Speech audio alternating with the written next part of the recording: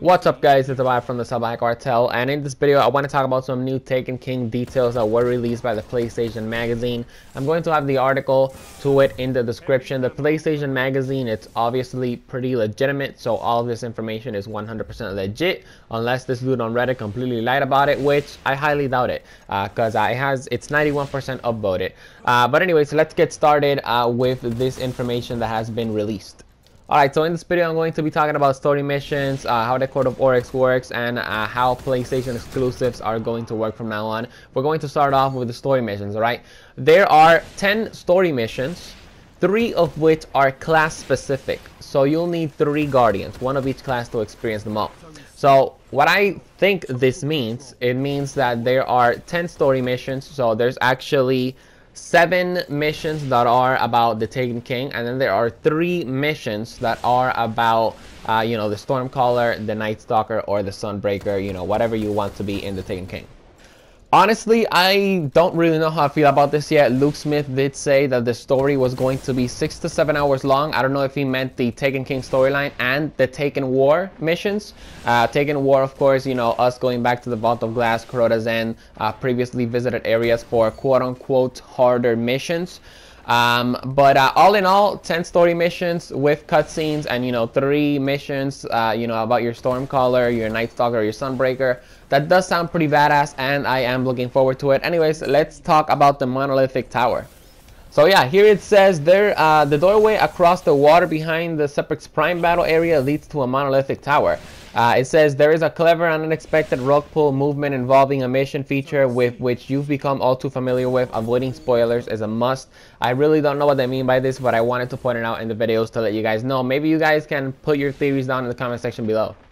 So bounties, it says keep an eye out for fireteam focused bounties. There's a bounty that's going to be called the Team That Works Together, which tasks you with killing 25 enemies collectively.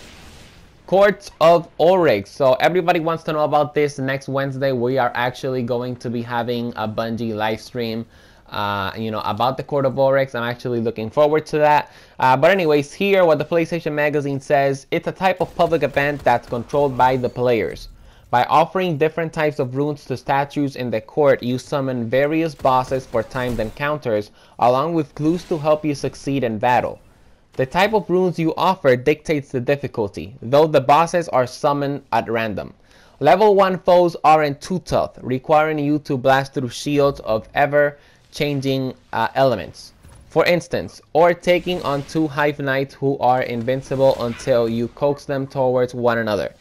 But Tier 2 encounters throw you up against multiple bosses at once, while Stage 3 challenges pits you against multiple enemies as tough as anything in the raids. Clearly what this means, it's kind of maybe some sort of horde mode. It's going to, Tier 1 is going to have like some weak enemies. Tier 2 is just going to have some normal bosses, and supposedly Tier 3 encounters, it's going to have sort of bosses that are going to be like hard as a boss from a raid. Like I said, I'm going to have a separate video on this. It will be up tomorrow, so make sure to subscribe to the Salvajee cartel so you guys don't miss it. Anyways, let's talk about the exotic auto rifle, the Ukon Vasara. That is the auto rifle that fires arc bullets with chain lightning. And also, sorry about that, that was actually my friend. But anyways, the auto rifle that's also the auto rifle that floats in midair when you aim down sight, and it has the overcharge stability. We really don't know what this is yet, but I am actually looking forward to it big time. Alright, the PlayStation exclusive weapons, or pieces of armor, I guess. It says the PlayStation exclusive class specific armor sets are all unlocked via a new collectible called Sublime Engram. When you get a Sublime Engram and you're on PlayStation, it's going to be one of those legendary set pieces, says Luke Smith. That's pretty much all this stuff I could gather. Apologies if some of this was already known. That's what the dude said on the Reddit article, and that's what I'm going to tell you guys right now.